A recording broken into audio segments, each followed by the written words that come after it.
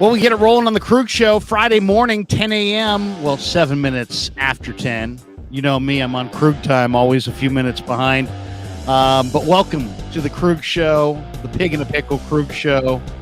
And great day just down at OTAs earlier this week. And of course, we come to you on June the 2nd, courtesy of Pig in a Pickle, proud sponsor of the show. Check them out, Emeryville, Corte Madera. They're open 7 days a week in Marin, 11 a.m. to 8 p.m. Wednesday through Sunday in Emeryville. Pig in a Pickle, the best barbecue in all of Northern California. And we welcome on to the show today one of our favorites, Brad Graham, who does an incredible job on his YouTube channel and Instagram and Twitter, and you see him interviewing 49er offensive linemen, and his content is phenomenal, and he's with us to talk Niners. This is the first time we've had a chance to really chop it up with Brad since the draft. So, you know me, I love talking players with Brad, and he's back on the Krueg Show. Brad, good to see you, man. Thanks for the time, and how's things out in Brad Graham land? Oh yeah, man. It's I'm happy we're getting 49ers content courtesy of people like yourself out there at practice for OTAs. It's refreshing because obviously, as you know, in 49ers land, we're always talking about the quarterback, and it's nice to actually get some focus on some, there's 90 men on the roster right now, other than the three that we always talking about. So it's really good to see and hear from coaches, other players, and talk about some rookies, talk about some offensive linemen, all that type of stuff. So I've been pleasantly pleased, and shout out to you for the content that you've been producing, helping me stay in the loop with what's going on in OTAs and all that type of stuff. It's been great, man, and thank you again for having me on the show. Oh, absolutely. Love having you on. And yesterday was one of my favorite days, just from the standpoint of we don't get a lot of access to the assistant coaches, and the assistant coaches have a ton of anecdotes and thoughts and opinions and knowledge of these players. And ultimately, that's what the fans want. They want to hear about the players themselves, and not just the quarterbacks, you should say, really the entire roster.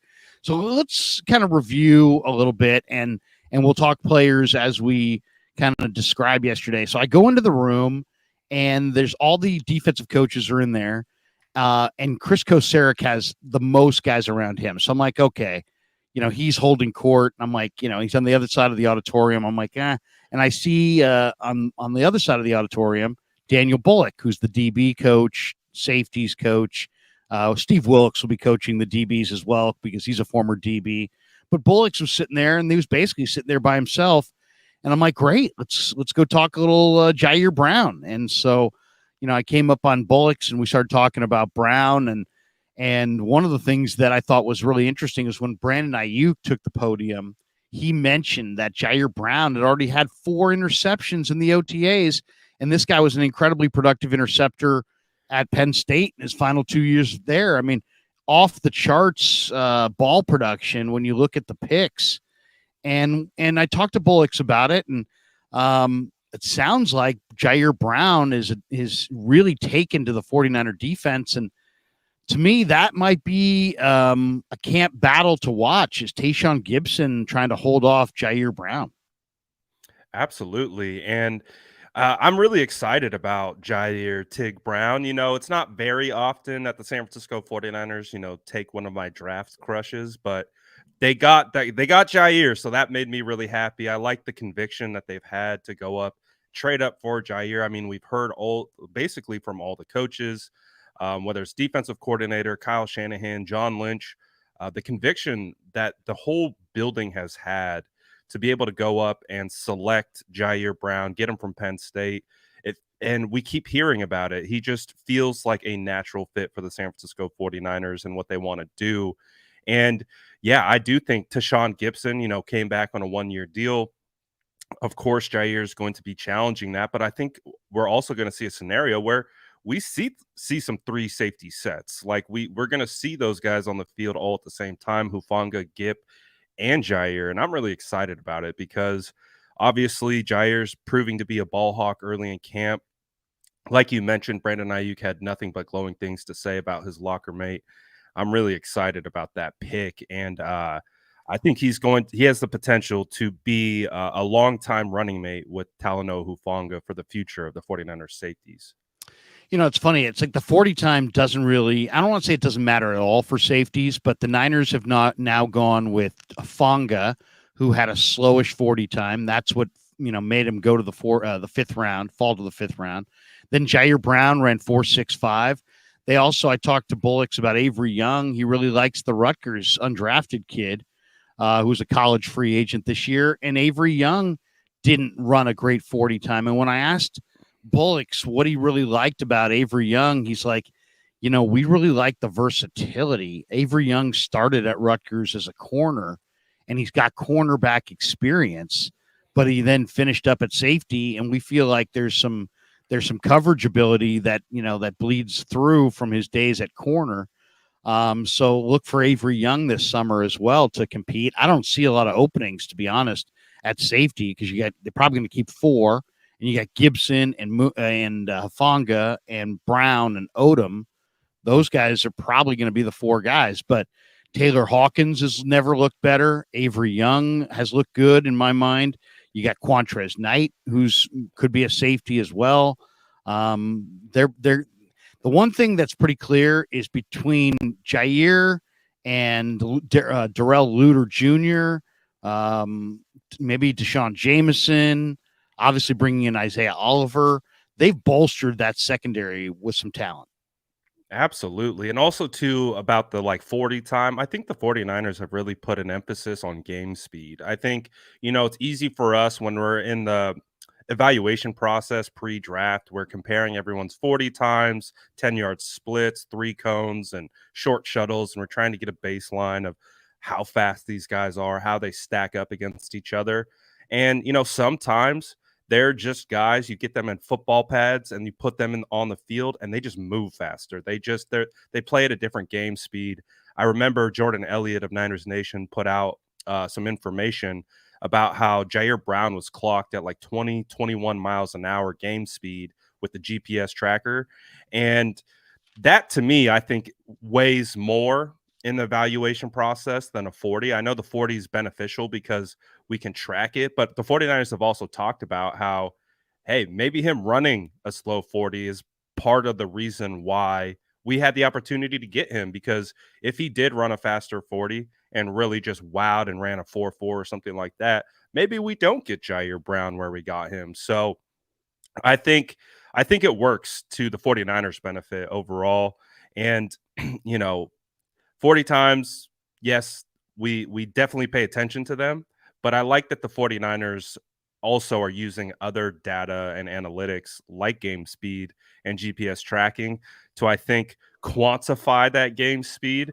So, but I agree with you, man. I'm excited about Isaiah Oliver. Hearing him talk at the podium the other day, listening to what the plan is that Steve Wilks has, because one of the really cool things this offseason, right, is yes, we lost the defensive coordinator, D'Amico Ryans, to the Houston Texans head coaching job, but they kept the entire staff, and the entire staff interviewed defensive coordinators together. I thought that was one of the coolest things, because typically, as you know, Larry, if you're hiring a DC, OC, or a new head coach, not a head coach, but in one of those prominent assistant roles, they typically bring guys with them that they have familiarity with. I thought it was interesting how the 49ers basically kept their staff intact. And they're like, we need to find a guy who fits us. And so they brought Steve Wilks in, and hearing Isaiah Oliver talk about how they're going to be blitzing him out of the nickel and all that type of stuff, that makes me excited, because that brings a different wrinkle to this defense that we have seen. We've seen Diamador Lenore blitz off the edge and get some sacks here or there. And we've seen them in moments blitz defensive backs, cornerback specifically. But I'm really excited to see what Steve Wilks brings to this table and he talked so highly of Isaiah Oliver, called him, I think, the best free agent nickel in the entire free agent pool. And so they clearly have high hopes for him. They got him on a steal of a deal, if that is the case, and competing with Samuel Womack, it sounds like, for that nickel spot. but I mean, the 49ers defensive back room right now is probably one of the most stacked it's been. I remember going back a year or two and we're like, man, the depth at defensive back, whether it's corner, whether it's safety, is just thin. And now we're talking about it as like, man, they just got depth everywhere, and specifically in a spot where we've questioned the depth. And you mentioned a lot of good players, Hawkins. You mentioned Quantrez Knight. These guys are like, if they weren't so deep, they could make the roster and they could probably actually provide some depth, but they are stacked right now. And I think that's the best thing that the 49ers have going for them on the entire rosters. They got depth everywhere. The thing I love about Jair is that, he led New Jersey basketball in steals, and he set the steals record. And I asked him about it after the rookie minicamp. I'm like, stealing the ball in basketball versus picking the ball off in the NFL or picking the ball off in college football. And he said a lot of it's your break, a lot of it's your read, but a lot of it's your break and your first step quickness and the ability to know when the right time to go is, and then not hesitate and go. And it's like you could see, to me, there's some things that do and some things that don't translate from the college game to the pro game. One thing that always does translate in my mind is sack production or interception production, because you either have a knack for it or you don't. And some guys get in the end. I know it's different levels of competition, different games, different rules to some degree, but you either, you rarely see a guy pile up sacks that didn't do it in college. You rarely see a guy pile up interceptions that didn't do it in college. Now you got Jair, who's kind of a proven ball hawk, and he's stepping right in, and every practice that goes by, he looks a little bit more comfortable. I can't wait to see what Brown looks like and how his play speed, come July and August. And then as far as Isaiah Oliver, isn't Oliver kind of an interesting guy, Brad? Because, there was a lot of inconsistency in his play at Colorado, and there was a lot of inconsistency in his play, as a boundary corner, as a first and second year player. He found his way last year with the Falcons. That was easily the best ball he ever played. And the Niners swooped in and are like, you know what? We'll take it from here. And I think the Niners are poised to get the best football that Oliver's going to play right here. He's still in his prime, and he's really, really strong at that nickel corner position. And it's a tough, he talked about it this week. It's a tough position. You got the two-way break. You gotta really have a good sense of pre-snap of what you're looking at. Then you better have the athleticism to recover, and your footwork better be on point. I think it's going to be a different look than Jimmy gave, because Jimmy was so physical, but I think the coverage could be quite a bit tighter. Absolutely. And I love that they have a defined plan for him. I feel like you talked about, he played on the outside, he's played nickel, he's shifted around with Atlanta too. I think the fact that Steve Wilks, like, they understand what his skill sets and strengths are. They feel that fits best at nickel, and they got a plan for him. And I think that's one of the best things that you can have when identifying traits within a player, right? Is, okay, not everyone will fit the same thing. Everyone's not cookie cutter and going to be successful at the same type of scheme or whatever.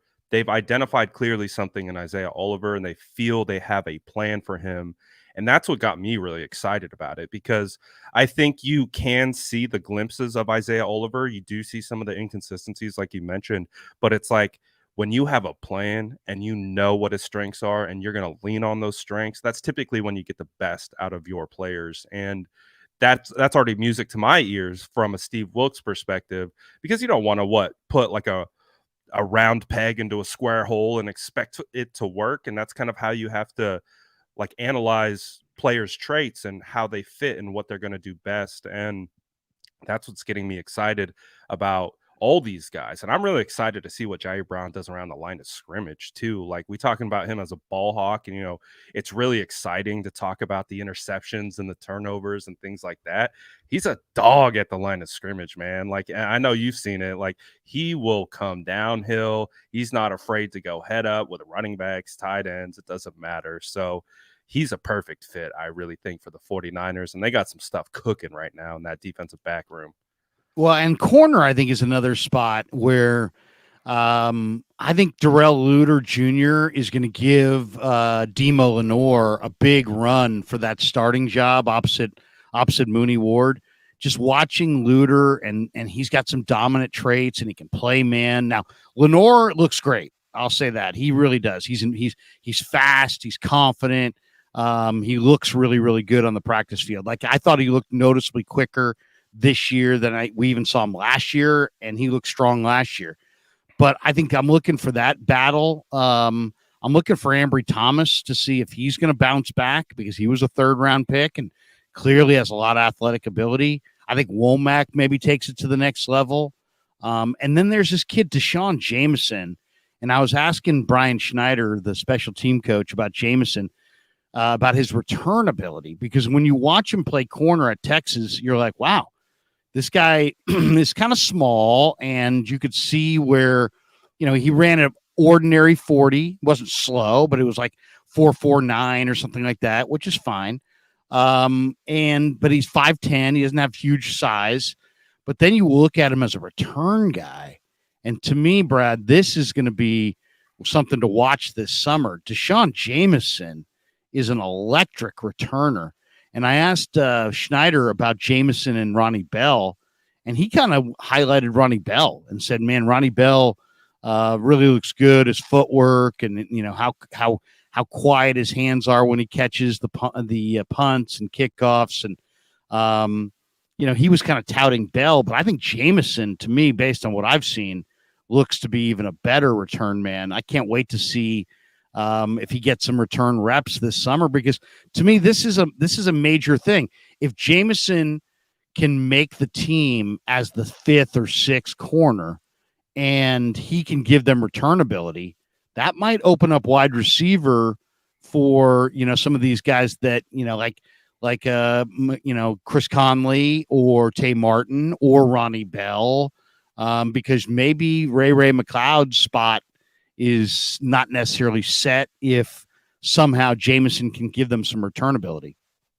Yeah, Jameson is really intriguing because he can be sticky in coverage, but you see the athletic ability pop in as a returner. So you can quantify, like, okay, he has some pretty solid traits that will be able to translate to either corner or returner.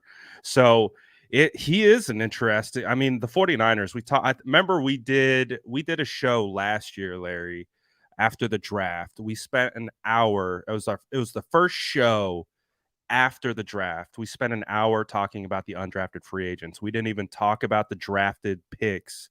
We spent because right, the 49ers seemingly just have this really strong ability to identify undrafted free agents and bring them in and find a fit for them. And maybe Jameson is one of these guys that kind of fits that role. And we know that it's probably Ray is the leader in the clubhouse to be the main returner right now. But Right. hey, if a wide receiver is pushing on Ray for that spot, and you have a guy like Jameson or Bell who can also do the return duties, that could put Ray on notice potentially. I just like the competition there, and that we have been the 49ers have been trying to find that main returner. Ray has shown he could do it and been successful in spots, but I still think they could find some additional help there. And if it's Jameson, if it's Ronnie Bell, it's one of these guys that can fill that role. I think that's the best case scenario for the 49ers. And at minimum, these guys could be practice squad guys you can elevate to in season. They typically elevate special teamers. Like we saw Tay Martin. I think that's a guy that both you and I like. Yeah. He got elevated, I think, 2 or 3 times during the season as a rookie, primarily for special teams. But that, hey, just because you don't make the active doesn't mean you're not going to get a shot from the practice squad. That's what I really like about the new practice squad rules, and guys like Jameson, Bell. It's going to be, man, I can't wait to training camp. There's going to be so much competition at every position, and I don't think you could ask for anything more. One of the big questions, I think, is with Steve Wilks here now, do the Niners play more man-to-man? The reason I bring it up is because I think Jair Brown and Darrell Luter Jr. have the ability to match up, but Steve also, was brought in because they want to have continuity, and the Niners play typically a lot of zone. If things go according in the future to what Wilks has done in the past, he's going to play a lot of zone and a lot of cover three, and ask either Brown or Gibson to man that deep middle, which is always a challenge. What do you think, though? I mean, Luter's played a lot of press man at the line of scrimmage. He's not as good in off coverage or zone coverage. Brown's also played a lot of, he's played a lot of, quarter, half, cover six, and he's used to kind of covering that deep middle, or, he'll cover the deep middle in a cover three, but in a cover six situation, he's also likes to be that deep defender who kind of, covers the bigger part of the grass. What do you think? Are we going to see the Niners play more man, you think, under Wilks? I think if they're potentially going to be blitzing a little bit more, especially if they're going to start bringing the nickel, I think it would suit them a little bit more to be able to play a little bit more man. That way, you're playing more bump and run at the line of scrimmage. That way, quarterbacks don't have the time to see the initial read open, especially if you've got sticky corners on the outside. We're able to press these guys at the line of scrimmage and make it really difficult for these wide receivers to create separation. That's going to allow your blitzers to get home. I would not be shocked at all to see a little bit more man coverage. I think also too, because he has a defensive background, right? He's going to know coverages probably better than maybe even D'Amico. And shout out to D'Amico, man. D'Amico was a genius when it came to calling schemes, working around his personnel, game planning against specific offenses. D'Amico is fantastic. But I also do believe that when you specialize in a position like D'Amico specialized in linebackers, and look at how much success the 49ers linebackers have had, he had a lot to do with that. I think Steve Wilks brings that same thing to the DB room, and I think we could absolutely see more man coverage. You can see Darrell Luter. I mean, you look at his 2021 season, he had 4 interceptions. He was doing some big things. He also had 3 touchdowns in his last season. He can, and I saw some stuff from him at the Senior Bowl, and you can really see how he could translate to the next level. He's about 6 foot, about 190. He's probably going to gain maybe about 10 pounds at the NFL level, probably maintain his speed around that 4.4 range. I mean, they like traits, and I would have to imagine that's a Steve Wilks pick too. So Steve Wilks got some plans for Darrell Luter Jr.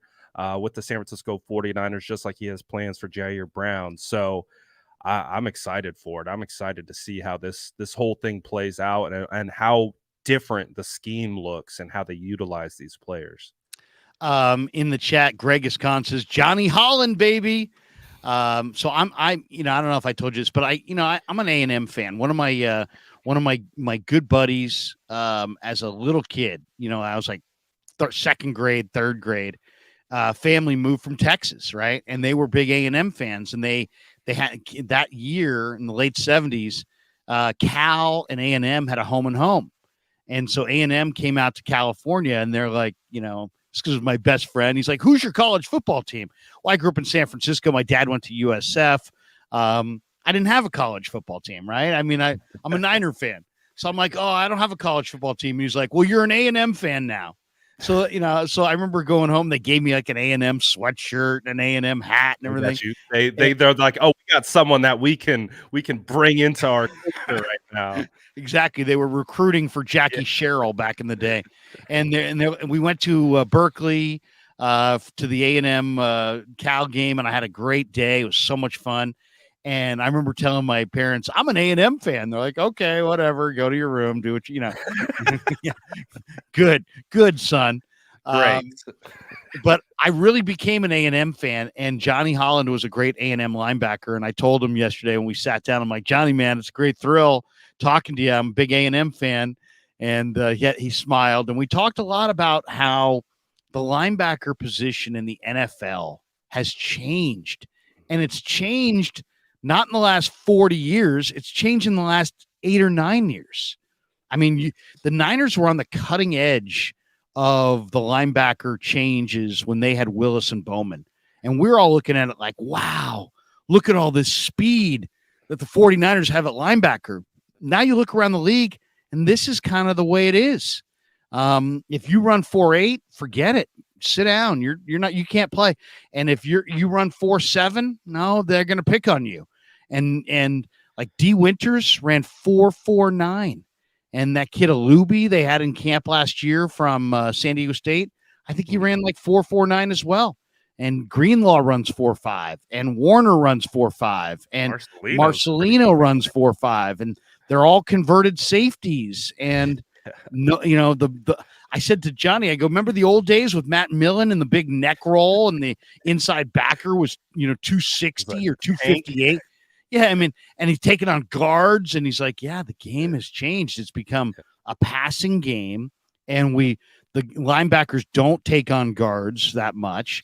They're really down the field playing pass coverage, and if you don't have that movement ability, you can't play. And he loves D. Winters and Jalen Graham.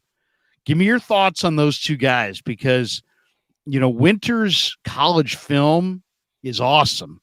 And I asked him, I said, were you used as a blitzer? And he's like, no. But if you look at him, you would swear that he was. And I said, so that wasn't blitzing? He's like, no. It was just me being in my playbook, and that's just play recognition and me shooting gaps and not hesitating. What we saw in the national semi of Winters shooting gaps against Michigan, they looked like run blitzes. According to D, they weren't. So I'm really eager to see those two guys. Graham has looked like a ton on the practice field. I know Graham was the later pick and Winters was the higher pick. I know Graham's got a little bit of the slower 40, and Winters is the 4.49 guy. Graham's more like a 4.6 guy. You wouldn't know it on the field. I mean, Jalen Graham has looked awesome.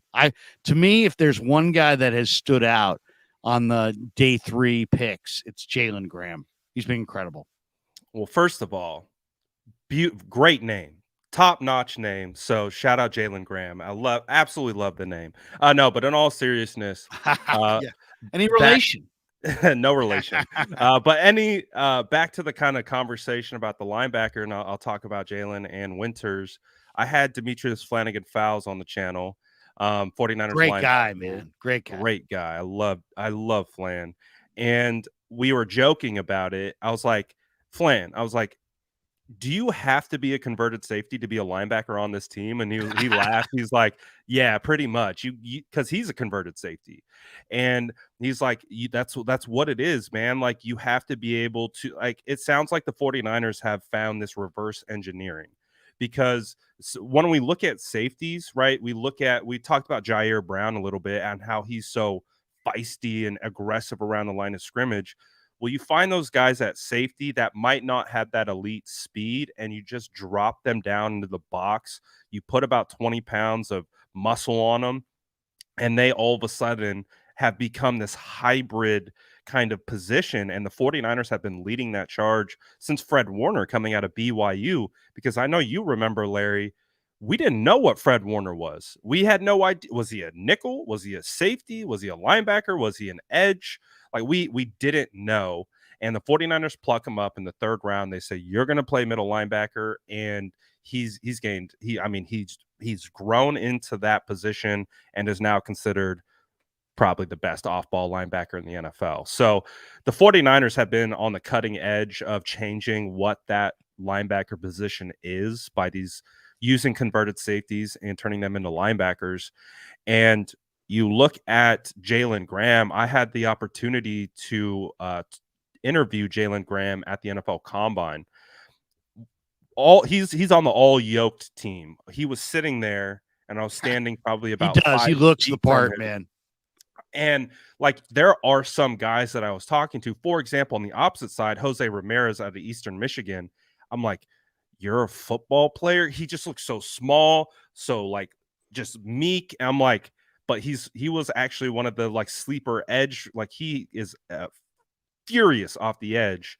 But when talking to Jalen Graham, I mean, he has muscles on muscles, like it was just popping. I'm like, yeah, you look like an NFL player. He's a converted safety as well. And we talked about that. And he talked about how he's been watching the San Francisco 49ers linebackers since 2019 and how he's always kept an eye on the 49ers defense and what they've been doing.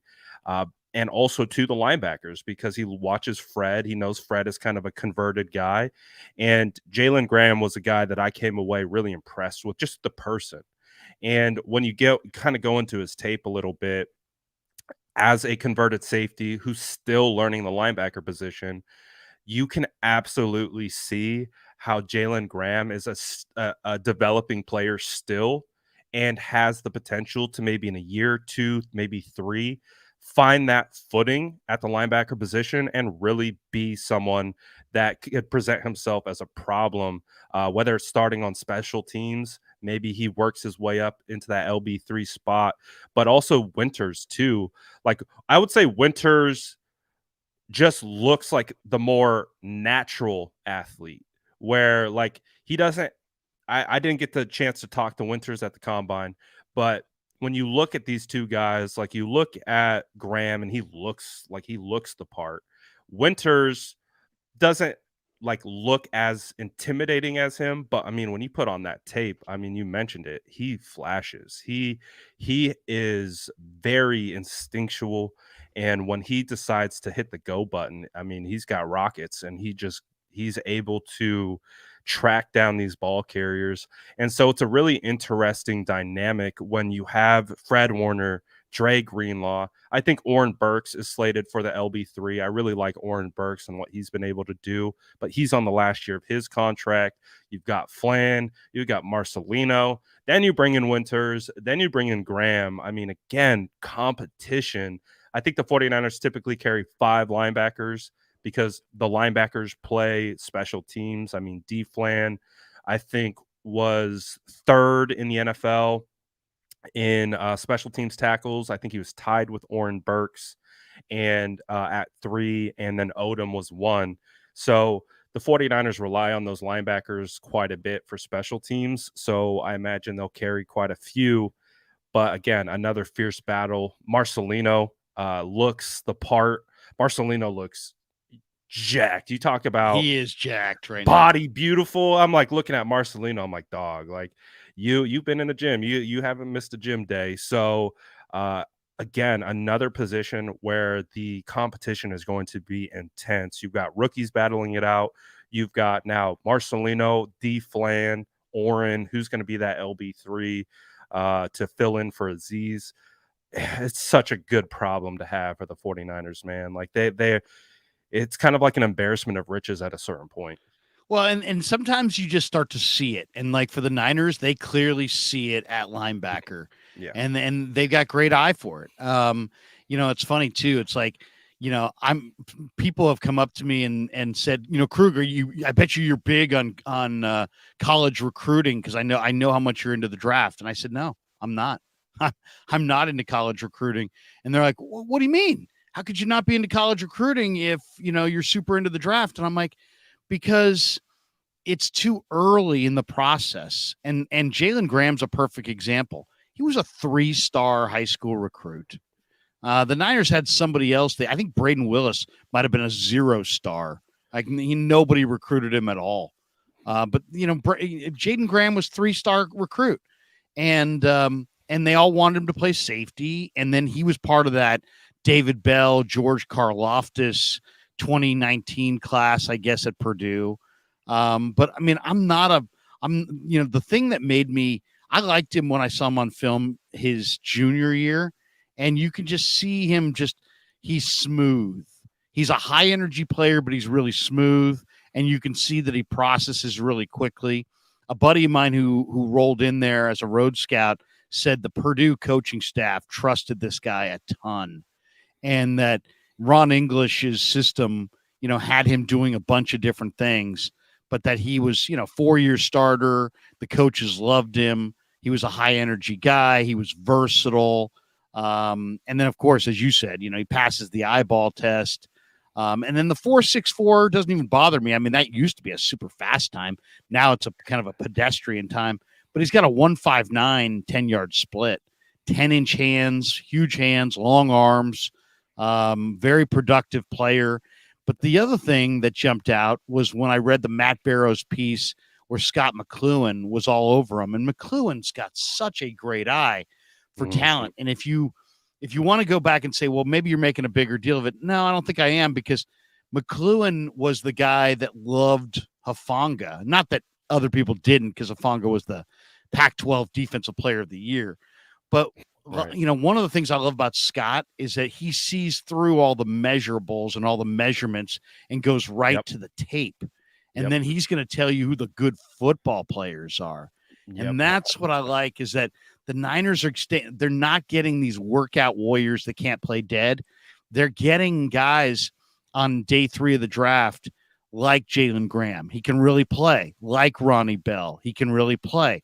Like, Brock Purdy, DJ Jones, George Kittle, guys who were really good football players at their school and were productive and played and stayed healthy, but, fell to day 3 because of either traits or, every one of these guys, we could point to one or two things. Then DJ Jones was too short. Brock was too short. The arm wasn't good enough. Jalen Graham's too slow. Measurables, right? And it comes right down to, can you play? Can you forget all the measurables, forget the combine, and just go back to who can play? And Jalen Graham can play. And then it's like, let's go find out what his measurables are. Let's find a guy who we love his measurables. And then let's see if we can hunt down some film that, will justify us picking him and that he can play. The Niners, I get the feeling, start the other way. They go with guys who can play, and then they see of that group who's got the pro measurables. I think it's the way to go. I think that's absolutely the way to go. It's kind of like how, I try to, you and I, we both actually love the evaluation process, and I'm big too. I'm not comparing myself to Scott at all. Scott is a legend. I mean, we've seen the teams that he's drafted, whether it's for the 49ers, what he's done in Washington, or wherever he's been. He is probably one of the top player evaluators to ever grace this game. So I agree with you. Scott McCloughan, if he says something about a player, that's one of those guys where you definitely perk up and you listen a little bit. With Jalen Graham, though, you look at some of the things that he is, again, a converted safety who will read and react to run fits. He'll be able to instantly pop himself into the hole, take on a pulling guard, a pulling tackle. He'll be able to shed. He'll be able to those things, for a guy who's converting from safety to linebacker, that can then come down and play in the box and be a force in the run game, has ball skills, has the instincts. Those are the things that make good football players. Like the draft process, you see all of these, you have your evaluation at the end of the year because you've been watching football.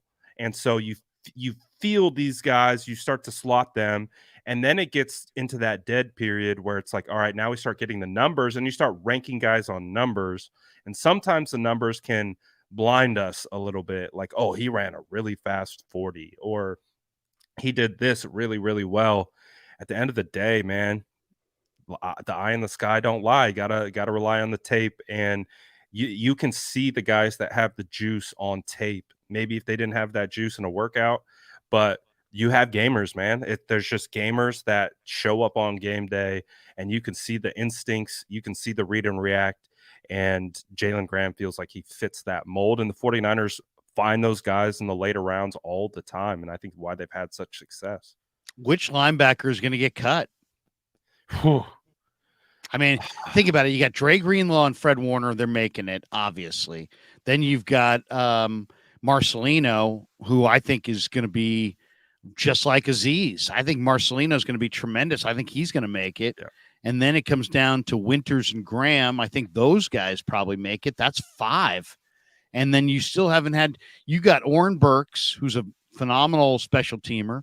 You got Curtis Robinson, who I think you could say the same thing about. I think Robinson's He a made terrific the roster last year. He made the act. And then you got Flanagan Fowles, who's a borderline Pro Bowler as a special teamer. So, I mean, I would not be shocked, Brad, if they get to mid-August and trade a linebacker to a team that needs a linebacker. Because I was looking at, the other teams in the league and just looking at the depth charts the other day.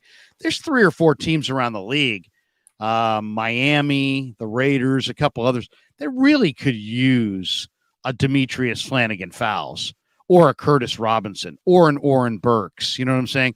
Or, really there's teams that need quality backers either to play from scrimmage or to play on special teams. And the Niners have an abundance of guys. I mean, they have a surplus. I would not be shocked. I mean, they could just cut them like most teams do, or practice squad one of their day 3 guys, Winters or Graham. But I'm not even convinced that Graham or Winters would clear waivers. I think those guys might get snapped up. So I personally, I think they're going to be making a tough decision between, do we go with, between Burks and Robinson and Flanagan Fowles? Do you keep one of them? Do you keep 2 of them? There's no way you keep all 3. And which guy gets pinched? I mean, is it Burks because of the salary? Do you trade one? I mean, they're believe me, if you're a pro personnel director, you will have the Niners linebackers circled on your sheet in the preseason when you're there at Levi's watching these games. Oh, I agree 100%. And we've seen the 49ers do this before. Jonas Griffith, what came out as an undrafted free agent, didn't do a whole lot his rookie year, but was on fire in training camp his second year. And the 49ers had a logjam at the position, and they opted to keep Marcel Harris over Jonas Griffith, again, a converted safety to linebacker. Right. And they traded Jonas to the Denver Broncos, and Jonas has become a starting linebacker for the Broncos. I was really upset about that, by the way. I was too, because I think Griffith had a great camp that year. He was balling. I was banging the table for this guy needs to make the roster, but they obviously had that logjam issue, and they liked Marcel enough to keep Marcel over Jonas, which hindsight being what it is, I don't think was the best decision, because Jonas has become a starter for the Denver Broncos. He's been phenomenal for the Broncos, and they traded him for like a conditional 7th. So I think it turned into a 6th. But I do see that situation playing out, because you got Oren, you got D-Flan, you got Marcelino, Winters, Jalen Graham, and that's behind your elite starters in Fred and Greenlaw. So a great problem, I guess you could say, for the 49ers. I'd rather have it that way than like who do we have here? So I'd rather have too much than not enough. Yeah, exactly. We could be back at the Gerald Hodges days, or the Niners. What was it? What was it? The Chip Kelly era that they gave up like 7 straight 100-yard rushing days against them, and Belial Powell was Ray going for 100. Armstrong. We had like Ray Armstrong out there. Jaquez Rogers was busting him for 100. I haven't talked to you, I don't think, too much since the Javon Hargrave signing. That's going to change the entire outlook of their defensive front. And then in these OTAs, Drake Jackson has looked like a ton. And I got to think Bosa, Jackson, Armstead, and Hargrave, those are your ones. What do you think of the number 1 defensive line? What do you think it's going to look like? I've loved the 3 guys, Bosa, Armstead, and Javon. I think that those 3 guys alone are going to be game wreckers. I don't think we need to go crazy deep on analysis on them. We all know what those guys bring to the table. Javon absolutely is going to transform this defense, because what this defense has been missing is the anchor on the interior. They get it. They got the anchor. They got an elite interior defensive lineman who can play head up on the center. He can kick out to the 3 tech, and he can play every spot in between and dominate. And that is going to change protections for offensive lines, which already have been sending all their help to Bosa. So they're going to have to make the conscious decision. Do we want the pressure from the interior, which is the quickest path to the quarterback, or do we want the pressure from the edge?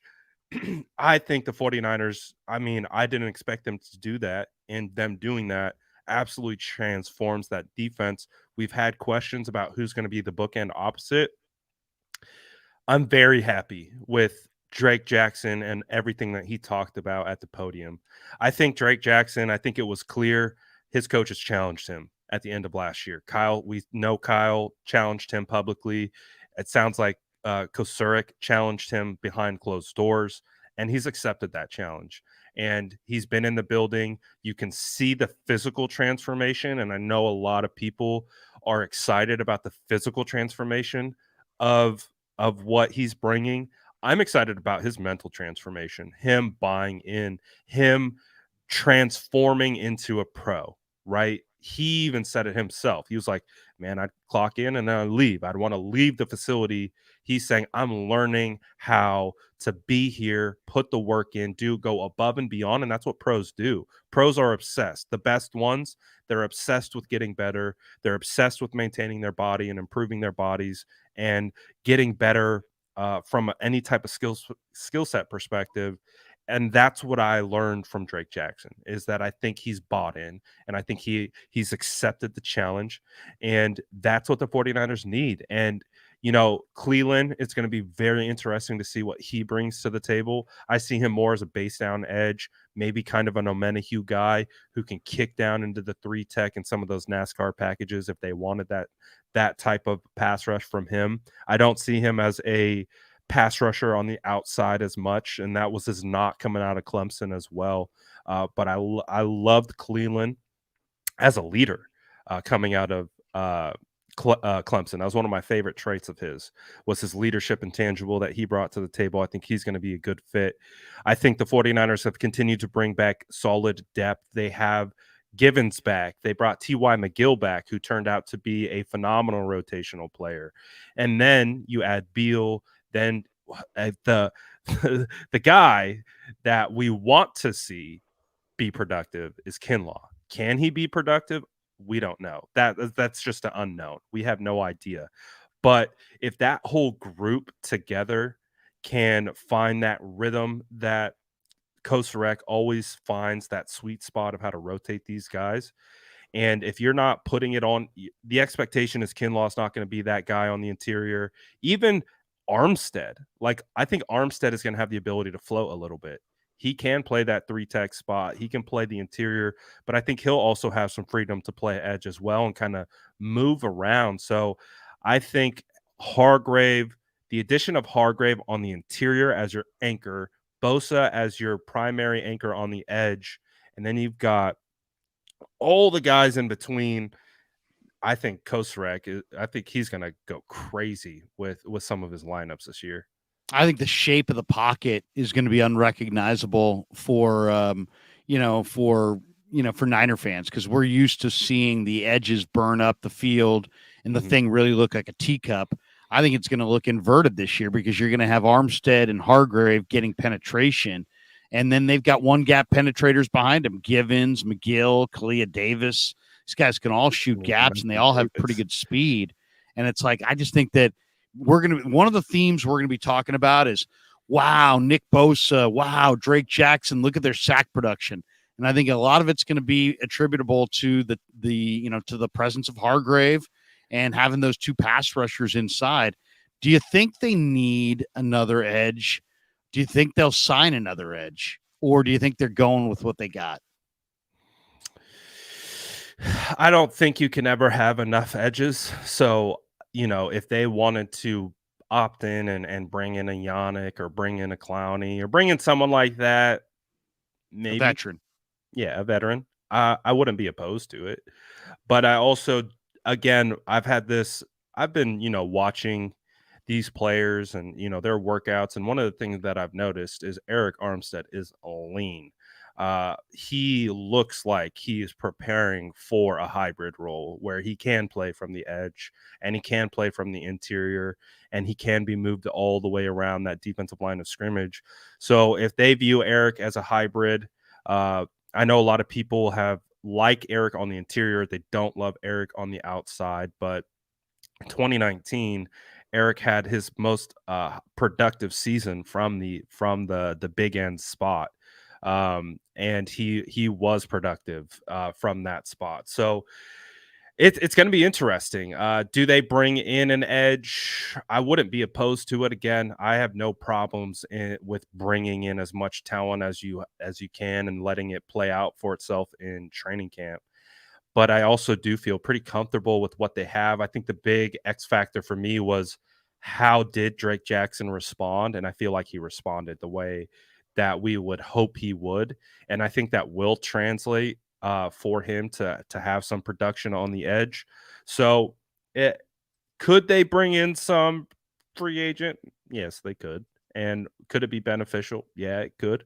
But I can also see a scenario where they feel comfortable with what they have, and they just feel like they can ride it out. Maybe they get Beal. Maybe what do you think of Beal? Because Beal was a 5-star guy. I mean, it went back to recruiting.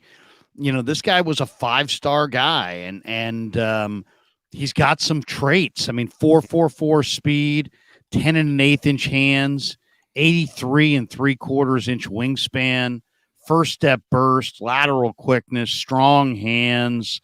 He did have a pot possession deal in 2019. He's a little bit older, but man, the tools and the technique.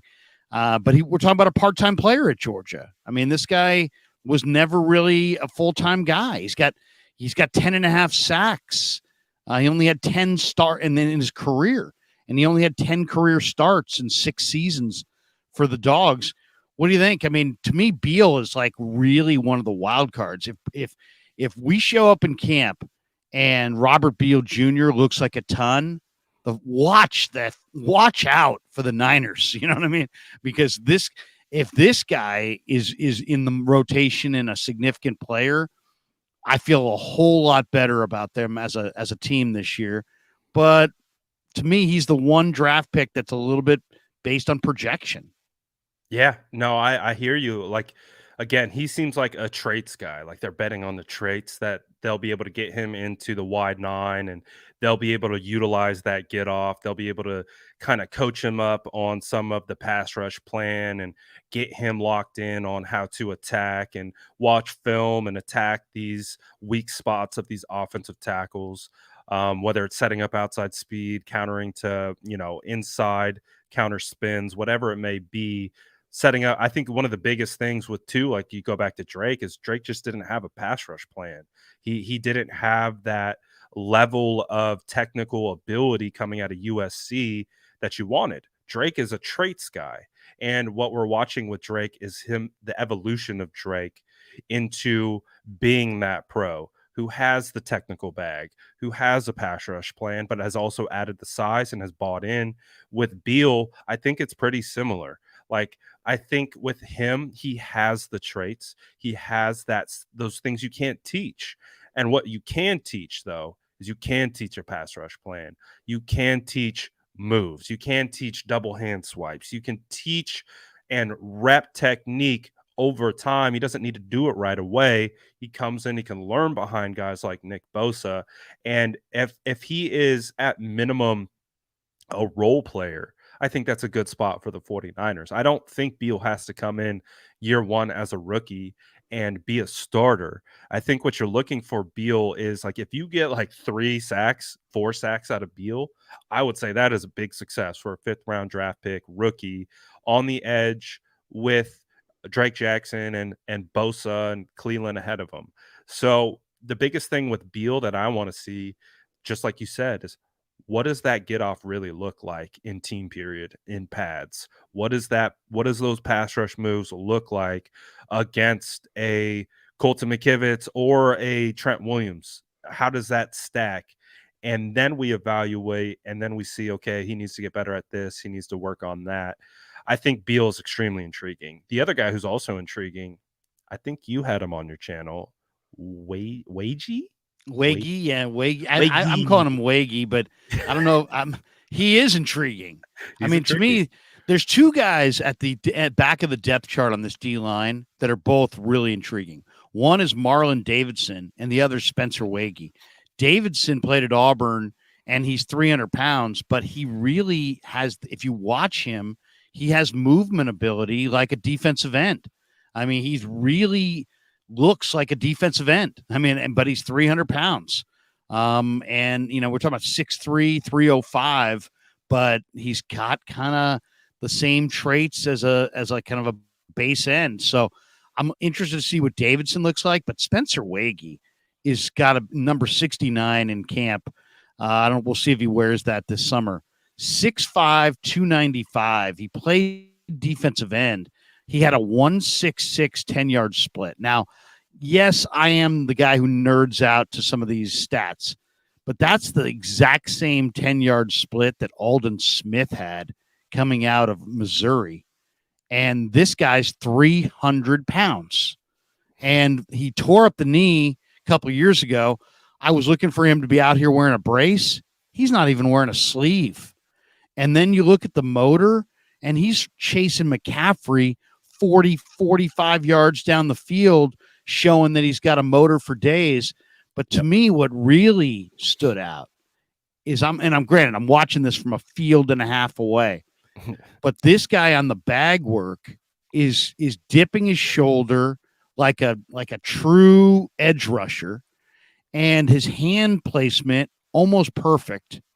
And he's got the hands moving, he's got the feet moving, he's got the body lean and bend of an edge rusher, but he's 300 pounds, and the motor is off the charts. And he's a kid who grew up on a cattle farm in South Dakota, so he's got that kind of country boy strength.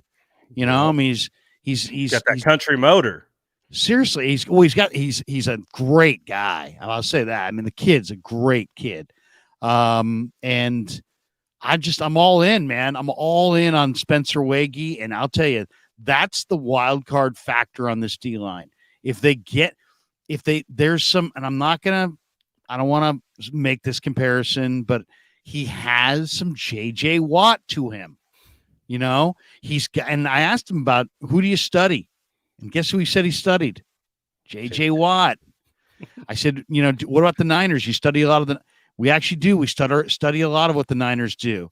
I said, how did they use you at North Dakota State? And he said, well, sometimes zero technique over the nose, so a lot of 3 technique, but a lot of wide 9. He's like, I played defensive end in a wide 9. And I'm like, really? And so he's bulked up, but his speed is there. The motor's there. That's a guy to watch, man. That is a guy to watch. I think that's the most intriguing thing for me personally is his motor. It's nonstop. And I feel like that's one thing that's really hard to teach, the relentless ability.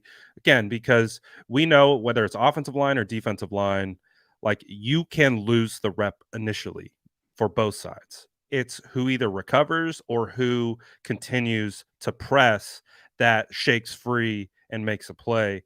And when you're talking about defensive ends, for me, the natural motor is like guys have it or they don't. Like you can have the traits, but there are guys like Wagey who just it doesn't stop. It's one speed all the time, and he's like a hacksaw. He's going to just chip away, and that motor is going to get him in favorable positions more often than not.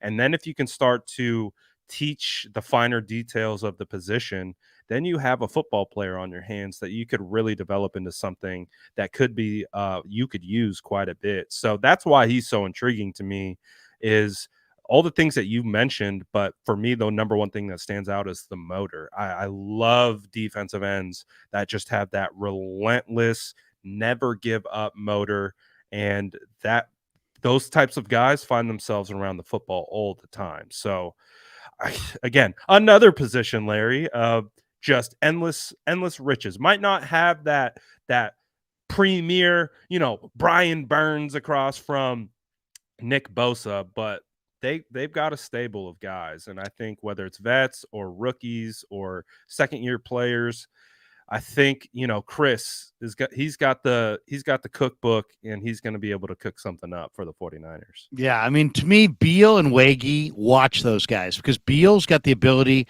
to be just a ridiculous edge speed guy, kind of like a D Ford. And Waggy's got the ability, if everything breaks right, where he might be an ideal first and second down defensive end opposite Bosa because he's strong enough to play the run, but he may have enough, pass rush to actually burn the edge a little bit. I know he could set the edge at 300 pounds. He would be incredible. So those two young guys, I'm going to be watching. One last one on the D line, then I got to get your thoughts on the O line. Kinlaw's lean. What is the best plan for Javon? Because they've tried everything, and he looked terrible against the Eagles in the playoffs. That was one of the worst films I think I've ever seen. And he just could not anchor.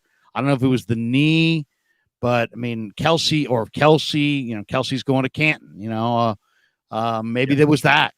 I mean, Greg says also anything we can get from Kinlaw, I consider a bonus. But he's lean right now. If you were advising Kinlaw, Brad, what do you think? I mean, would you rather him bulk up and be that guy who absorbs blocks and keeps bodies off of Greenlaw and Warner, or gives you zero pass rush, but he's a first and second down player? Or would you rather have him lean and maybe give you a little pass rush and a rotation, but not be as strong against the run? I mean, what's the best plan for Javon?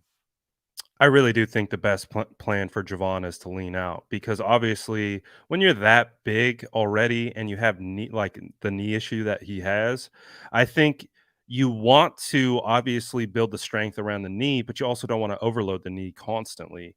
And with his size, like, by adding weight, when I had Mike McGlinchey on my channel and we talked about how he basically almost severed his tendon in his hamstring or his quad or whatever it was, he mentioned, he's like, man, I gained 15 pounds and it was just unnatural for my body. It just wasn't the playing weight that I felt comfortable at. I was overloading it, and ultimately almost ended my career with an injury as a result. So I think leaning out would be ideal for Javon. And also too, Javon did have a really hard, like a really tough NFC Championship game in the first half. But depending on how the game flow was or whatever it was, the optimism that I got from that particular game was he improved throughout the game. Now, it didn't start off good. He was getting blown out. Those double teams he went viral for how much he was getting blown out in those double teams. But he did make some corrections in the second half. And so that to me is more just being alert to the doubles, the type of technique, trying to split, and like how you take on the double opposed to just kind of being blindsided by it. Because like you mentioned, like Dickerson, really good guard. Kelsey, Hall of Famer, probably the best center in the NFL right now. And so it's a big task for him, and it didn't work out for Kinlaw in that particular game. But with Kinlaw, I think if he's not the anchor anymore, like the main anchor, and you could put him next to Javon, maybe he's getting more one-on-one matchups with guards, and you're getting a leaner Javon Kinlaw on an island with guards. He still has those long arms. He still has an ability to stand in the passing lanes, bat balls down. If he's not getting home on the first two steps, he can pop back, keep his eyes, and he can take away a good chunk of a throwing lane just by standing in it.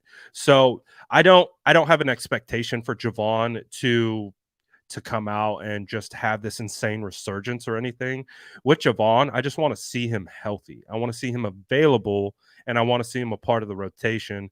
And I think being leaner is going to help him in the long run, because his size is going to contribute to being able to be a run stuffer regardless. So I think with Javon, it's more being more technically sound, being able to understand how to fit double teams, how to take on single blocks, things like that. And that's where the success could come. Obviously, we all have tempered expectations just because he hasn't been able to be on the field. But he's not a focal point right now, which I think could actually benefit him in the long run. But we'll see. We'll see how it ultimately plays out. Let's talk O-line. I know this is one of your favorite areas. The O-line coach, Chris Forster, told us that Colton McKivitz and Spencer Burford should stop looking over their shoulder because, Burford's the right guard and McKivitz is the right tackle. And it doesn't sound like there's going to be any real competition there if things break the way they want them to break. What do you think of McKivitz stepping in for McGlinchey? And then what do you think of the offensive line additions? I mean, I loved the John Feliciano signing. I just feel so much better about them in the interior, knowing they have Feliciano in-house. And then I asked Forster yesterday about Joey Fisher, or the other day about Fisher. I said, is he a guard? Is he a tackle? Because he was billed as maybe a right tackle. And, man, I couldn't even get the question out. And he's like, he's not a tackle. He may be a center down the road, but we think he's a guard, and we really like his potential. He's big, he's physical, he's tough. It just kind of makes me wonder if McKivitz weren't the tackle, who's the backup tackle? Who's the swing tackle? Is it Jalen Moore? Is it Matt Pryor? Is it Leroy Watson? I'll say this, watching the workouts, the kid from Hawaii, Ilm Manning, doesn't look like a left tackle, even though he played there his whole career, but he sure looks like a promising prospect to me. He's got weight. He's got ability where he could put on some weight, but he looks strong and he looks athletic. I love the way he moves. Zakel has gotten worlds better. Give me your thoughts on the O-line. With Colton McKivitz, I have confidence in Colton McKivitz that he can be a starter. Is he going to be an all-world tackle? I don't think he'll be that. I've always thought of him more as a guard, but he's been able to find a home on the 49ers offensive line by being versatile, by being able to play tackle, kick out, play tackle, and play guard. And so him stepping in to be the starting right tackle, I think Forster even admitted that they're going to lose a little bit in the run game going from McGlinchey to Colton McKivitz. And that might be true, but you can also reference when they had the other right tackle who filled in for McGlinchey when he went down with the injury in 2021, Tom Compton. Tom Compton all of a sudden became one of the best run blocking right tackles in the NFL, at least from grading metrics. So I think Colton McKivitz will be able to plug in and play well. I also know that Kyle Shanahan really doesn't put these tackles on an island unless it's third and long and you got to drop back and you got to pass. Kyle Shanahan does a phenomenal job of understanding his personnel on the offensive line and playing to their strengths. You see it all the time with how they played with Brunskill and what they tend to do, what they do in regards to what play side that they run the ball at the most. So with Colton McKivitz, I have a level of confidence that he'll be able to step in and be serviceable. I'm not too concerned about that. It is going to be interesting to see how he holds up for the entire season. So we'll continue to see how that plays out. And I love what Forster said about Burford and giving him the vote of confidence that don't look over your shoulder. This is your job right now, because I did have Jonathan Feliciano on my channel and he said he's here to compete for a starting job. He said worst case scenario, I'm a backup. So Jonathan Feliciano, in his mind, is coming in here to compete. He didn't want to divulge which position he was competing for, but it has come out that he's lining up at right guard, which is kind of what we thought he was competing at. And I don't think there's any problem with competition too. I think people sometimes hear like, oh, like Feliciano's coming in to compete with Burford. Like the best case scenario for the San Francisco 49ers is Burford wins that job and he keeps Feliciano off his back because, in my opinion, Feliciano is a starting caliber interior offensive lineman in this league. And if Spencer Burford is keeping him out of that lineup, that means Spencer Burford is the best man for that job. And that means Spencer Burford has continued to develop and grow. And with Spencer, his traits have never been his issue. His traits are top notch. It's just the finer details of the position of leverage and, things like hand placement, sliding protection to the right side and picking up the right guy on stunts and things like that. Like that's just where that's going to happen with the rookie. So with Spencer Burford, as long as he continues to improve on that aspect of his game and he can beat out Jonathan Feliciano, that's the best case scenario for the San Francisco 49ers because Burford has an opportunity to be a 10-year starter in this league. Feliciano's, he's 29, 30. He's up there. He's got a lot of experience, but I would think it would speak very highly for Burford to maintain that role with Feliciano, who's a dog. Like he's a dog. Like he's been notorious for just being an aggressive offensive lineman. So if Burford can keep that dog in his cage, like that's a good sign for Spencer Burford's development. And then everyone across the line, I expect Banks to get better, Brendel to get better because this is really their year 2 heading into as starters. So I expect improvement there. Trent is going to be Trent.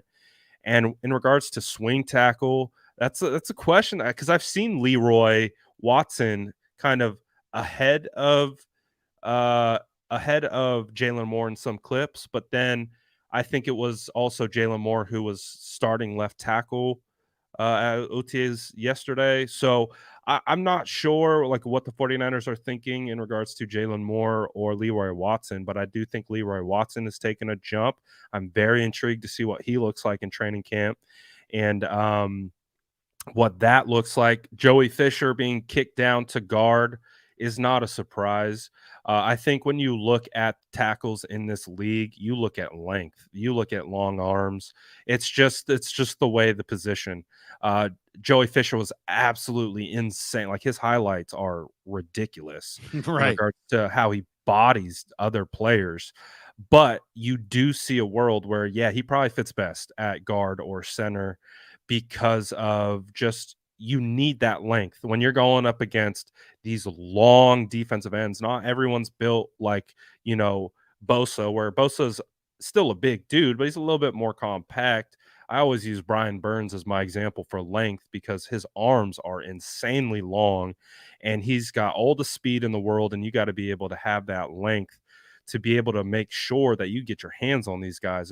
If you don't, they blow right by you. So I don't have any problem with Fisher kicking down to guard, and I'm curious to see what the other undrafted free agent guys look like, what Pryor looks like, who that swing tackle is going to be. I think the O-line is pretty much solidified, but I do like I think Feliciano is a great pickup, and it's going to be really interesting to see if Burford can keep him off his back, because I know Feliciano wants that job.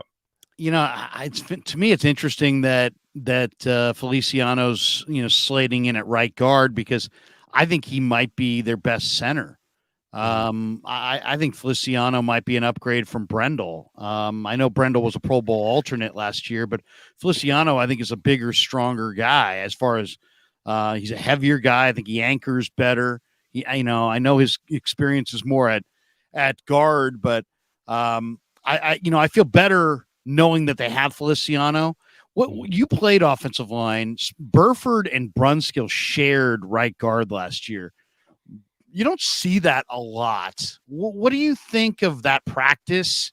And would it benefit Burford to share right guard at times this year with Feliciano? Because if that's the way it shakes out, to me, that's a clear upgrade. And I like Brunskill. I thought he was one of the smartest offensive linemen I've ever met, but he's not as good a player as Feliciano. And if it was Burford and Feliciano both getting run at right guard, what do you think of that whole concept of sharing the position? It was odd to me. Being an offensive line guy, I'd really never seen it. I'm always a big proponent of like giving your guys the opportunities to just go out and stack. And because offensive line, like all it takes is one or two bad plays for everyone to perceive you as being a bum or not being good at the position. Like you could have 30 other great plays, but you mess up two of them and you're considered one of the worst players ever. So like with Burford and Brunskill rotating, I'd never seen that before. And they did it all year and they didn't stop. So it worked though, I guess, right? Like the 49ers still found success.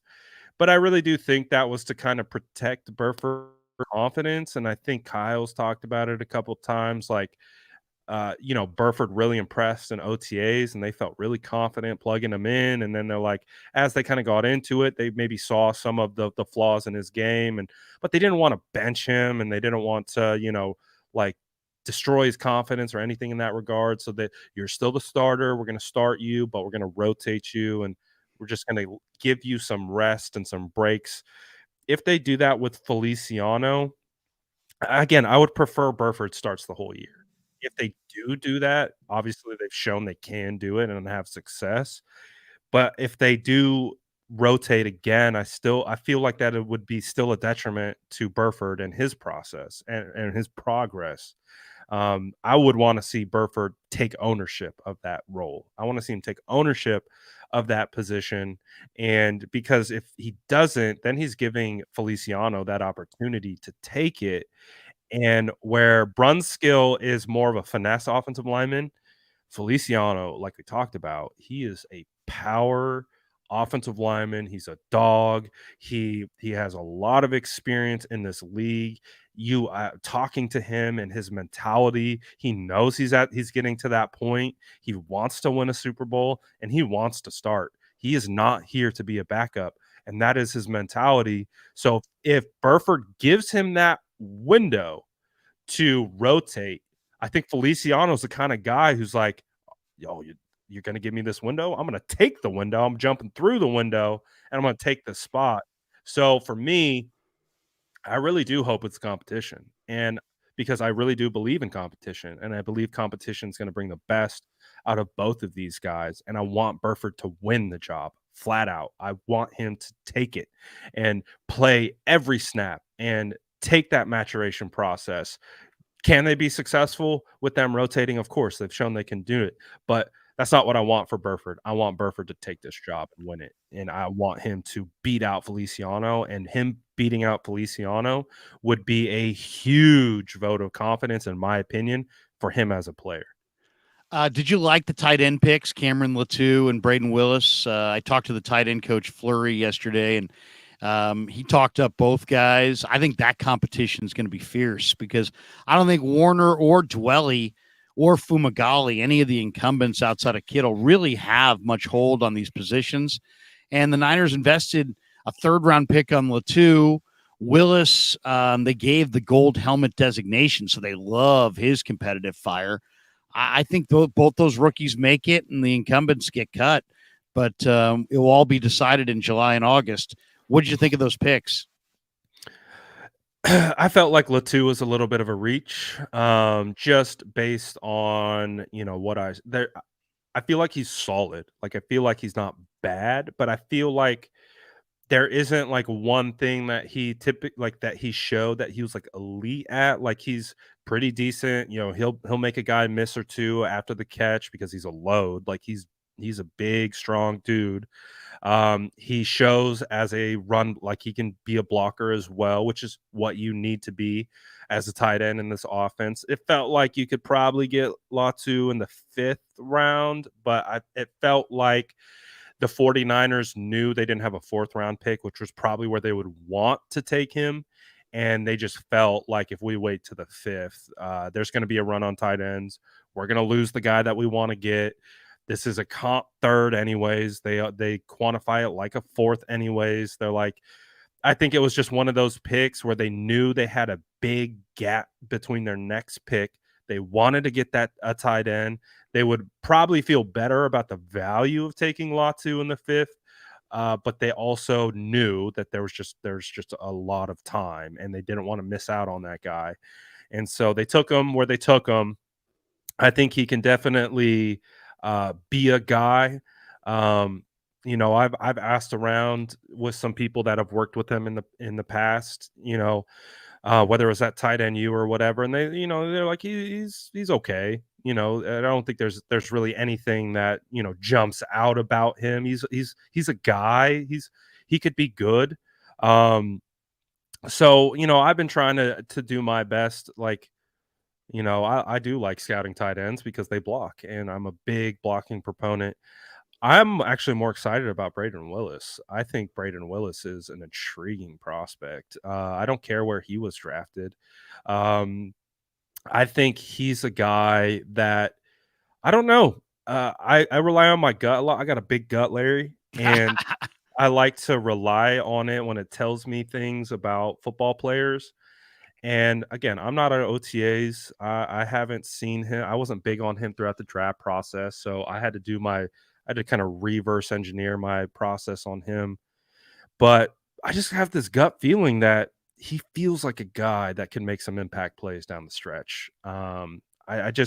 He has that baseline athletic profile where he can beat NFL linebackers, and he can take advantage of some matchups and be effective as a blocker with some more time, and round out into a complete tight end that is a threat as a wide receiver as well. So I really like him. I like him a lot, and I like where they drafted him. I love that value in the 7th round. I think he feels like the guy that might make a couple more plays this year out of that tight end room. I think this is the end of the road for Dwelley. I think Dwelley has really had some good games for the 49ers in his past, but ever since 2021, it's been a downhill for him. I think they keep 4 tight ends though. Again, I think it's going to be Kittle, Warner, Willis, and Latu. I think Dwelley gets the cut. Fumagalli. Probably both those guys end up on the practice squad. I think they keep 4 tight ends again, like they did last year. I'm with you on Willis. I think he's tight end 2 here. I really do believe he'll solidify himself as the number 2 tight end to George Kittle. What I love about Willis too is he runs in the middle of in the field with no concern. Not looking over his shoulder, not worried about contact. This guy fights and claws for extra yards. I think Willis is going to be really, really nice. The other guy who's really looked awesome, and I hated the pick, was Ronnie Bell. And now he didn't have a great practice the other day when we were out there. He dropped a couple. But Ronnie Bell's ball skills have stood out. And I don't know that he makes the team. I don't see how he makes this team. The guy who's just been awesome in my mind is Danny Gray. Danny Gray's stronger. He looks better. He looks like he's going to make the team. So you got Ayuk, you got Debo, you got Danny, you got Jawan. You're probably only going to keep 5. And Chris Conley is a decent athlete. Ray McLeod's a return guy. Then you got Ronnie Bell and Tay Martin, Willie Snead. I'll get great respect for Willie.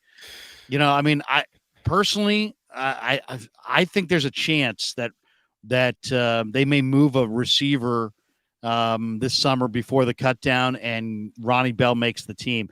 His ball skills are just too good. And I'd be too worried to cut this guy.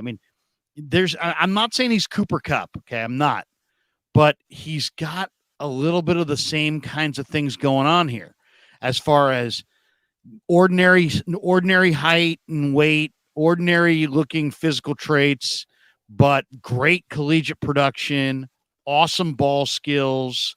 And then when I started reading the Dane Brugler scouting report, I didn't realize Ronnie Bell's dad is not just a coach. Ronnie Bell's dad is a wide receiver coach, and his dad coaches wide receivers to this day. So at Michigan, right? I think it's at a maybe in the MAC. Oh, okay. Yeah, I don't think it's at Michigan, but Ronnie, I mean, think about it. Your dad is a wide receiver coach today, and then you're out there looking like a veteran, catching the ball like Cooper Kupp, and then you look at his profile. He didn't have a great 40 time, 4.54, but then you look at Cooper Kupp. Cooper Kupp ran in the 4.6s. But when you do look at Ronnie Bell's profile, the thing that stands out to me, he's got a 38.5-inch vert, and he had really good lower body explosiveness, and you can see that explosiveness in and out of his breaks. He's very veteran-like in several aspects of the game. So, I mean, this is, Brock Purdy. I'm known as the guy who liked Brock Purdy, but you know what?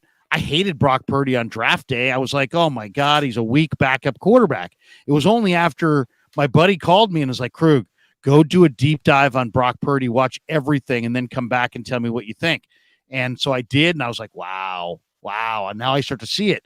And then I really saw it in mini camp and training camp, and the rest is history. But Ronnie Bell, I was sitting there going, why? Why are you drafting Ronnie Bell? And after watching him in the rookie camp and the OTAs, unless he's just hot right now, that guy's got a real shot to not just make the roster, but make an impact. I can't believe I'm saying that because there's nothing special about his physical profile, really, but this guy's doing it, man. He's doing it. And at the end of the day, Brad, you and I are film guys. I respect the guys who do it over the workout warriors, and this guy does it. Yeah, and I think I don't want to say this because it might be taken out of context, but I also do believe like a 40 time for a wide receiver might be one of the most overrated metrics, because when I think of wide receivers, like one of my favorite all-time wide receiver prospects was Keenan Allen, and he ran a 4.71. And Jerry Rice, 4.55. You got to win your way. Like for wide receivers, for me, the biggest thing is knowing how to win your way. And you can do that in a multitude of different ways. You can be that twitch guy. You can be that Tyreek Hill and just throw on the burners, but you got to know how to win with that speed. You can't just be, John Ross and just have all this speed and not know how to use it. Like, for me, wide receivers there's an art form that comes along with playing wide receiver, because you have to be able to manipulate defenses. You have to be able to manipulate cornerbacks with your release package, with how you are getting these guys to bite on things. Like, it's all about timing and all that stuff. So as long as these guys know how to win their way, that's all I care about for the wide receiver. Like, there's so much weight and emphasis put in, oh, this guy ran a 4.27, like, which is fantastic because you can't teach that type of speed, but can he win against press coverage? Can he shake and bake off the line of scrimmage, or does he get absolutely shut down? So for me, first of all, good to hear the positive about Danny Gray, because I'm one of it's starting to feel like I'm one of the rare few who keep saying, like, don't count out Danny Gray just yet. Just because he didn't have the best rookie season doesn't mean that he still isn't a talented wide receiver. I still believe in the talent that Danny Gray brings to the table. And if he can really mature from year 1 to year 2, I still think Danny has a ton of talent. I still go back to one of the training camp days where, remember we were talking last year about Brandon Ayuk, just like, oh, Brandon Ayuk looks like this completely different player, absolutely taking over training camp, best player at training camp. One of those days, Danny Gray, in my opinion, was the best player at training camp. Just absolutely dominated one particular day of training camp. Now, his one day of dominating training camp going to translate into years of success in the NFL? Absolutely not. But what it tells me is that talent is still there, and it can translate at least to the practice field. Now, can we see it translate to game day? With Danny Gray, I still got a lot of hope for Danny. I still think Danny's on this roster. I don't think he gets cut. As some fans have been like, they're already over the Danny Gray experience, which is fine because he didn't produce as a rookie. But I still got a lot of high hopes for Danny Gray. With Ronnie Bell, I kind of agree with you with the thought of the selection. I was like, "Oh, wide receiver." I was like, we already got like it feels like we have 20 wide receivers on the San Francisco 49ers right now. And it's just like it was one of those picks where it's like, how is he going to make the roster? Because I do think they're keeping 4 tight ends, which is going to translate into 5 likely wide receivers because they're going to keep 3 quarterbacks. And you know how they're going to keep 4 running backs. They're going to keep 8 offensive line. Like, you know how the numbers game plays out, which they're not. They have kept 7 wide receivers in the past, but they're not going to do that this year. They're going to keep 5. And who's going to get that job? Who, like, we saw what it was last year. All those guys who were on the roster last year are coming back. And you got Ray, you got Jawan, you got Danny Gray.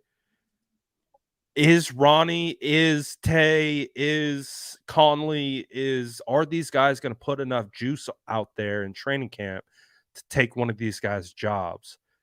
That's why I'm so excited for this training camp. That's why I can't wait till the pads get on so that we can actually see these who actually rises to that challenge when the pads come on. Because you know just as well as I do, Larry, guys can look really good in shorts and shirts, but when those pads come on, it is the great equalizer in regards to who's about that action. And I'm really excited, again, about the wide receiver room to see who's about that life. And if Ronnie Bell can be one of those guys, if Danny Gray can step up to that challenge and really show he deserves to be here, I'm really looking forward to that battle in the wide receiver room. I think it's going to be one of the toughest battles in the entire roster. Last question, and we appreciate your time, man. And we got to cut it because I'm using too much of your time. But your thought on the quarterback spot? We didn't want to go. I didn't want to make another stream about quarterbacks because we talked so much about quarterbacks. Brian Greasy, I thought, put it to rest yesterday when I asked him about Brock's arm strength. He said, "Hey, to me, it's never been an issue. He's always had plenty of arm strength. It sounds like Purdy's making his way back. It sounds like he may be ready for week 1. It also sounds like Trey may be looking the best he's looked. Darnold, Tim Ryan calls him the human jugs machine. Everything coming out of his hand has been absolutely a perfect spiral. We'll see how he looks this summer."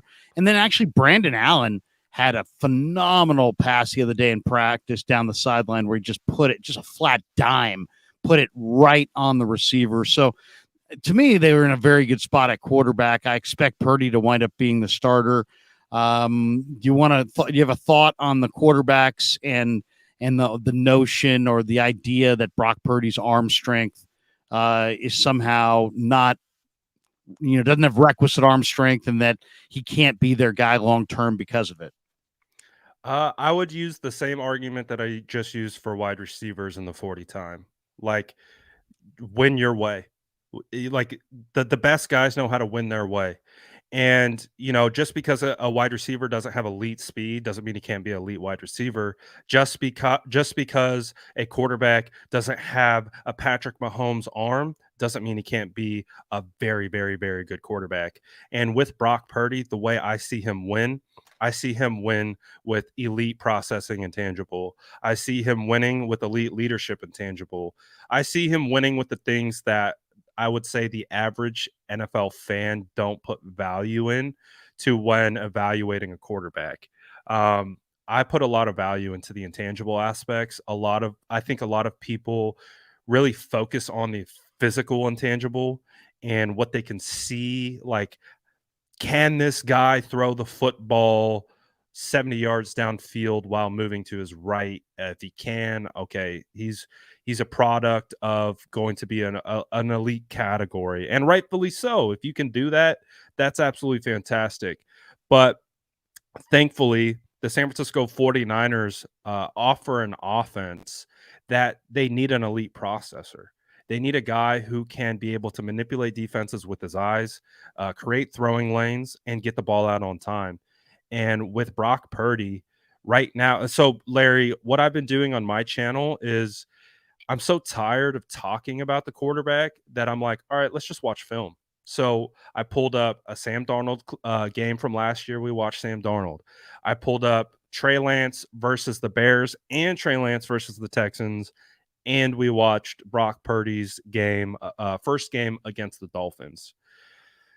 It is, it again, taking my emotion out of it, letting the film speak to me, being objective, not have a rooting interest at all for any one of these guys while doing this exercise, it is crystal clear to me why Brock Purdy is quarterback one.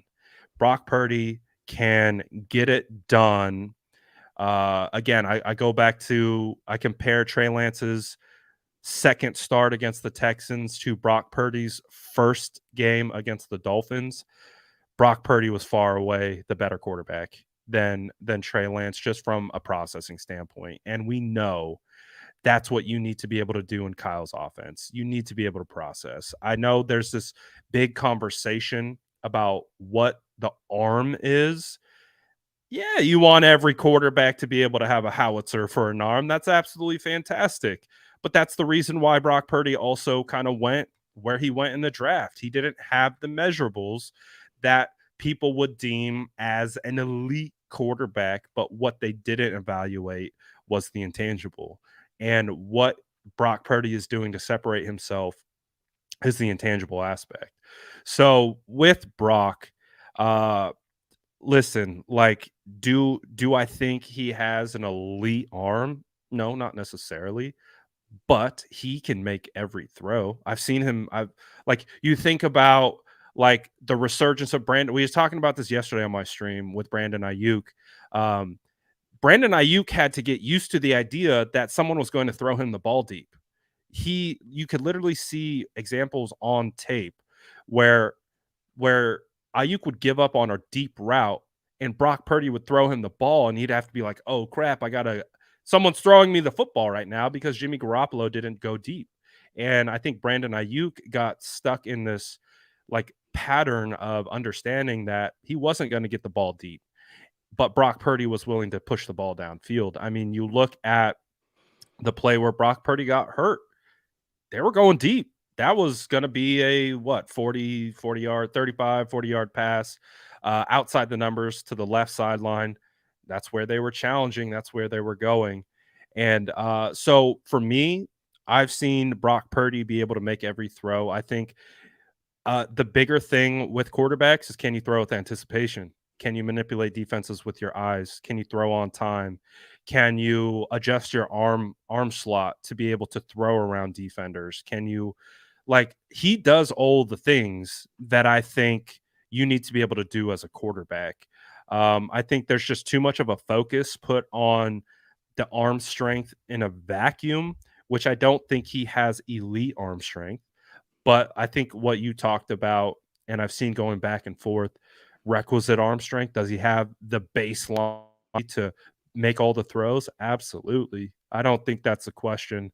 I think, and then you add on the intangible aspect of what Brock Purdy brings to the table. There's a reason why he's going to be quarterback one next year. It's because as long as the arm rebounds like we expect it to, he's doing things from a quarterback perspective that is just rare from a rookie. And then you imagine him building on that. Again, I had Ayuk on the channel. He's like, dude, what we were watching from him was a rookie thrown to the fire. Now give him a whole offseason. Now give him an entire year in the system. Now see what he looks like. See what that improvement is going to look like. It's like, you guys haven't even seen half of it with Brock. He's going to get better. And obviously the injury is going to put a damper on that because we don't know how he's going to rebound. But it sounds like everything's going well. And with Brock, again, it's a perfect Twitter conversation, right? Because like, I do think he isn't an elite arm talent from what people quantify arm talent as, but he has the potential to be an elite quarterback, just not how people view the Allens, the Mahomes, those types of things. To me, he's an elite processor already. Can he improve? Can he get better in those categories? Absolutely. And I think that's where Trey is struggling. I think when you go back and you watch the tape, Trey struggles with the processing. He has a cannon. That's not the issue.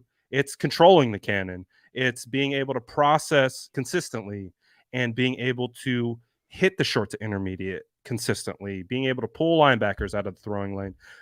It's a long answer, but obviously, Larry, as you know, it's the conversation that's dominated 49ers for the last, like, what, 3-4 years now. So I definitely got a lot of feelings on it. It's funny. I see what you see. I see an elite processor. And I think what the 49ers really wanted to get when they said, hey, you know what, Jimmy's not quite enough.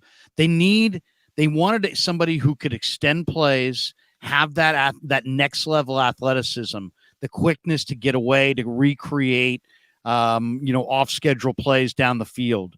And that's what Brock Purdy can do. But he can also process. He can process, but he's got that 1-5-4 10-yard split that allows him to have that high level movement ability within the pocket. And as long as he has what I would call requisite arm strength, and he can make all the throws and can't be, you can't take away parts of the field against him defensively. You have to honor the whole field. I think this guy could be really, really special because you don't see, it doesn't look like the same package as some of these other quarterbacks. He's not 6'5", but the processing is high level, and the pocket movement ability is also high level, and that combination gives them a prospect that I think is really exciting. And I agree with Brandon Ayuk. I think we're going to see. I talked to Brandon late in the year. He was very positive about Brock, and I think we're going to see Brock get to a different level this summer. And it sounds like the arm strength is coming back, and that's not an issue. So we'll ultimately find out when we see it. But the Niners have seen it and are saying that they're encouraged by what it looks like as a thrower.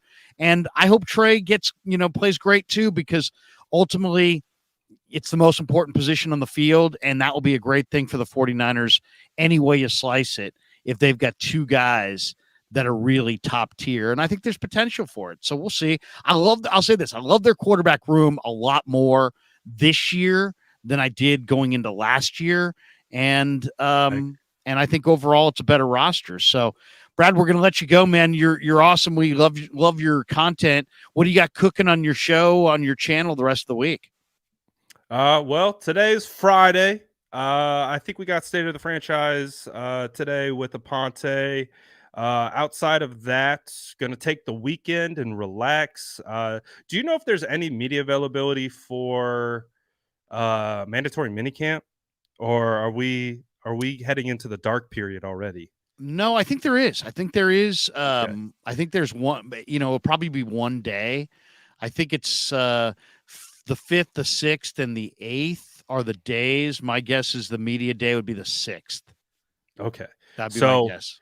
We're not headed quite into the dead period of the off season, so I'm going to be watching your content, trying to get as much as I can, to try to overanalyze and all that type of stuff, because man, we are hungry for football. But basically, I do lives every day for the most part.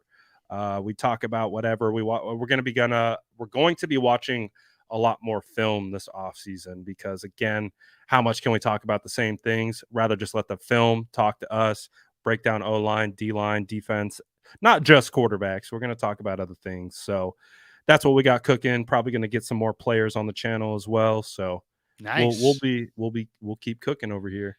Dude, you love your content, man. Terradome throws super chat. He says, got to put $10 in here for two of the substance creators in the game. I respect and love you both, emphatically with exclamation points. Wow. Terradome, thank you for that, Terradome. Brad, have a great rest of your Friday. And how's that little boy of yours doing? Oh, he's almost won, Larry. He's almost won. That is awesome, man. He's awesome. He's great. It's couldn't have asked for a better situation. He's healthy and back and doing great. He's standing. He's trying to start to walk. He's starting to try to talk a little. Oh yeah, man, we're loving it. Keep it rolling, man. We love catching your stuff, and hopefully we'll see you this summer in camp. Definitely appreciate you, Larry.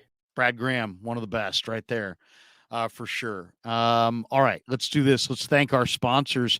We are brought to you by Pig and a Pickle, best barbecue in Northern California. Check them out. Corte Madera and Emeryville. We're also brought to you by New York Style Italian Sausage and Telmetrics.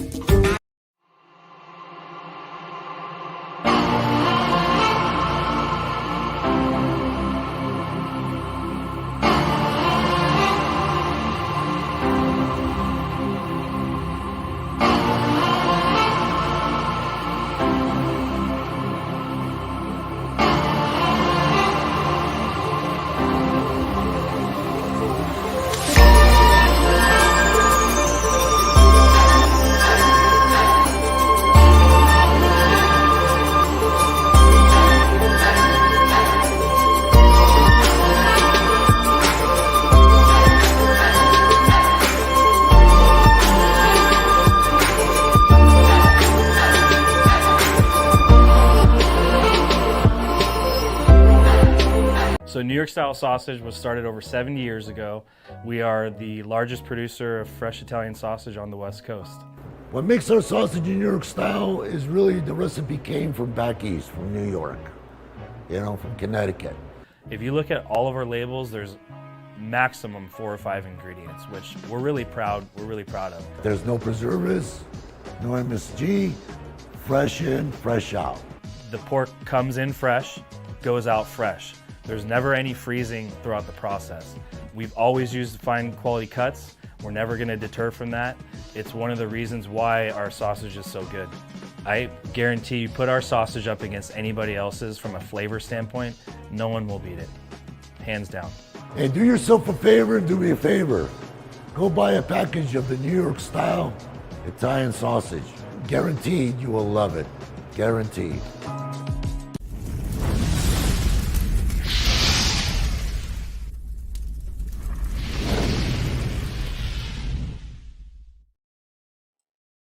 All right, coming down the home stretch on the Krueg Show. Laugh Till You Pee says Jack Hammer is next. That's right. We're going to do a live stream with Jack Hammer on my channel and his channel 6 minutes from right now. Uncle Salty said, great news, Brad, talking about Brad's kid. Brad had a premature baby, and I'm so glad that he's doing well and at home. John Shoup says, gotta love Larry. It sounds like the arm strength is back, even though he hasn't thrown a football yet. I'm just going off of what I'm reading from John Lynch, saying that he's encouraged by what he's seeing. That's all I have on that. And Bobby Miras is off topic, but dang, Larry, you've probably added 10,000 subscribers in the past few weeks. Just means one thing, Krueg is the man. Well, not 10,000, but we've definitely added a lot in the last 6 months or so, and we are approaching 19,000 subs. So please hit like and subscribe to the Krueg Show. That does it for us for this live stream. I hope you enjoyed Brad Graham. Brad is awesome talking players, and we'll do it again this summer. Join me for a live stream with the great Jack Hammer, and we will talk a little bit more about OTAs and what the coaches told us yesterday in Santa Clara. It's coming up next on the Krueg Show, and see you then. Yeah, never met a man I've been scared of. Careful, you won't get exactly what you asked for. Here for whatever you bring me, get in hand.